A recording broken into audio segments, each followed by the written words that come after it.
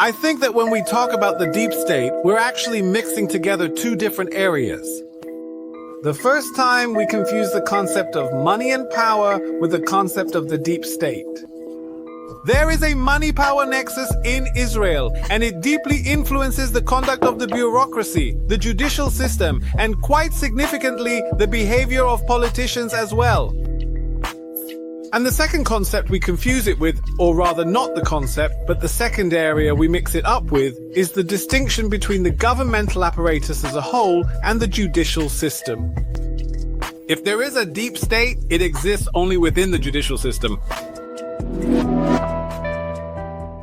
There's a lot of talk in Israel about something that I have to say personally feel very incomplete. I'm very familiar with the concept of the deep state and where it comes from. And if I'm not mistaken, and I don't think I am, it originates from the United States from the 1920s and 30s. I believe that's where this idea comes from. In any case, here in Israel, people talk about a deep state. What do you think? Afterwards, we'll also talk about Netanyahu, by the way, in this context, whom you know very well. Yes. So I think that when we talk about the deep state, we're actually mixing up two different areas. For the first time, we are mixing the concept of government capital with the concept of deep state. There is a money-power nexus in Israel, and it deeply influences the conduct of the bureaucracy, the judicial system, and quite significantly also the behavior of politicians. And the second concept we confuse it with, or rather the second area we mix it up with, is the distinction between the government apparatus as a whole and the judicial system. If there is a deep state, it exists only within the judicial system. And how does it manifest itself? It manifests itself in the selective enforcement of laws. For example, when certain laws are inconvenient for the system, they simply aren't enforced. And when a certain behavior is inconvenient for the system, then even if there is no law prohibiting it, they will interpret the law in such a way, twist it so that it does prohibit it. I have seen this throughout all my terms in government service, both from the inside and the outside, both in my day-to-day conduct and with the extensive experience I have. And I have to tell you that this is also part of the judicial revolution of Aharon Barak. Even if we take an example that seems esoteric, like the contracts law, Aharon Barak came and determined ages ago that the contract between you and me is a very nice thing, but the judge has the authority by virtue of a precedent he set to decide that you and I actually intended another 18 things that we didn't write in the agreement, and even what we did write, we didn't really mean what we wrote. We meant something else. And then he basically turns the agreement into a non-binding recommendation so that if one party breaches the contract, he can look at it and say, you didn't breach it, or even if you didn't breach it, say that you did. Because he will interpret the agreement according to his own opinion, which is not based on the actual wording. And this basically turns laws and contracts into something unstable. You can't rely on the court. You don't know if you'll get a judge who will make up one thing or another, because if there is no law in the state of Israel, it's just absurd. Now, anyone who goes to court in Israel knows they're entering a casino. It doesn't matter if they're right or wrong. It doesn't matter if they have an agreement or not. It doesn't matter if the law or its straightforward interpretation obligates them. It doesn't even matter if Supreme Court precedents are in their favor. It simply doesn't matter at all. He came in with an offer entry, so the best offer lawyers make to their clients is consistently.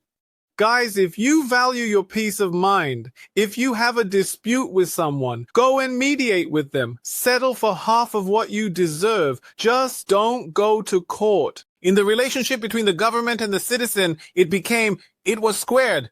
Why?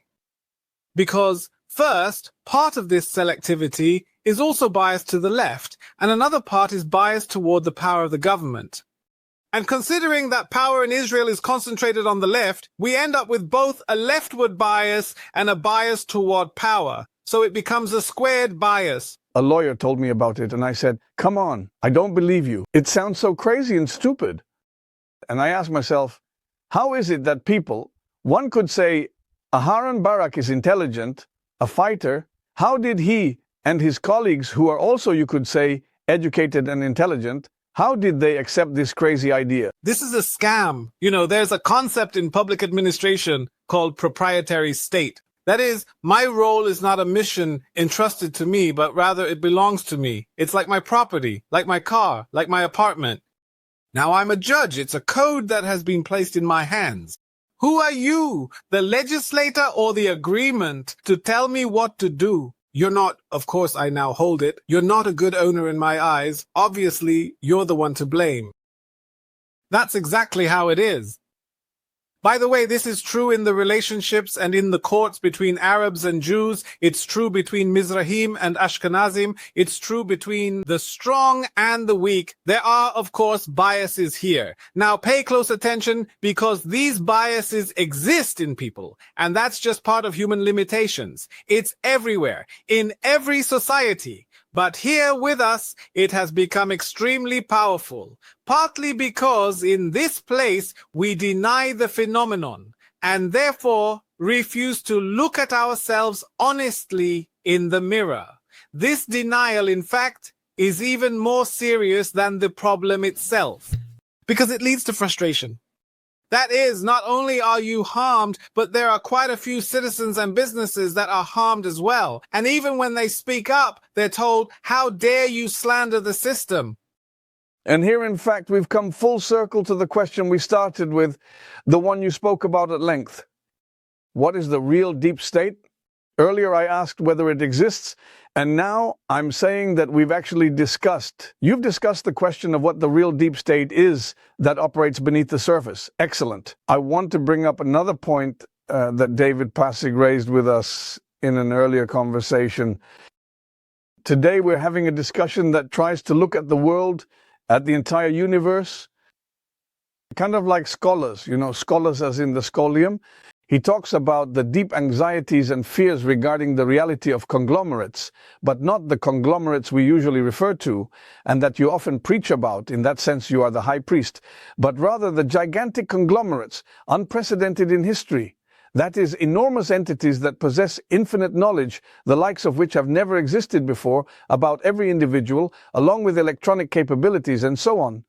And they have power and capital that no non-state entity has ever possessed before. Some of them even have much greater capital than a significant number of countries.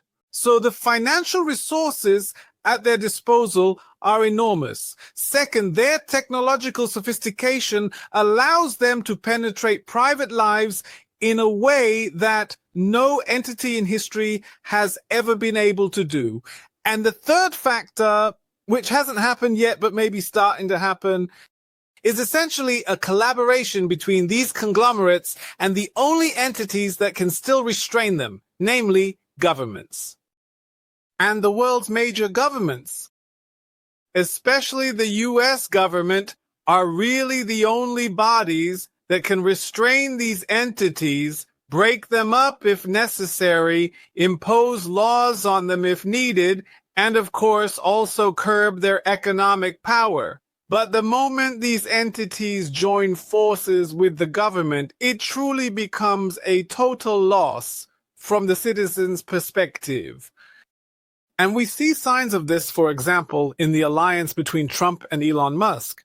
But this is something that is extremely dangerous.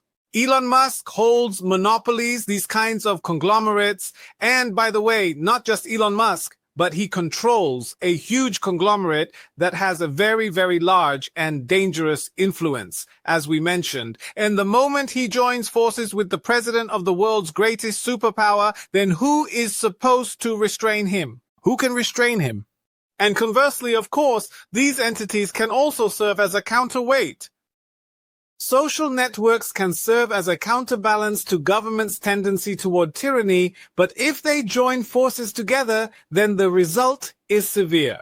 I might be able to offer a metaphor, and again, I'm not trying to offend anyone, but a historical metaphor that might fit, and that's of course the religious parties throughout history, whether it's the Catholic Church or the religious bodies in Islamic countries. We have seen in economic research, which I am very familiar with, that when religious parties within hierarchical religions, such as Islam and Catholicism, join forces with the government, the level of corruption rises.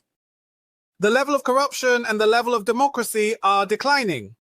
So a similar phenomenon can occur when powerful economic and technological conglomerates, which could serve as a basis for opposition or freedom of opinion, join forces with the government, and we lose a significant part of the checks and balances. After we've outlined the dangers, and in my opinion, we've only touched on or hinted at the risks, for example, that these entities might join forces and there would be no power to stand against them if the four owners of these huge conglomerates decided to bring down a country, to raise a shadow, or to influence our consciousness,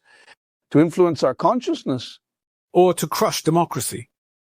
Is it possible to defend us against a force like this, one that has never existed in the world before? Look, if we go back to the metaphor, or to the historical example of hierarchical religions when they joined forces with the government, namely the Catholic Church and the Muslim religious establishments, then we know that in the case of the Catholics, it took hundreds of years before they lost control over states.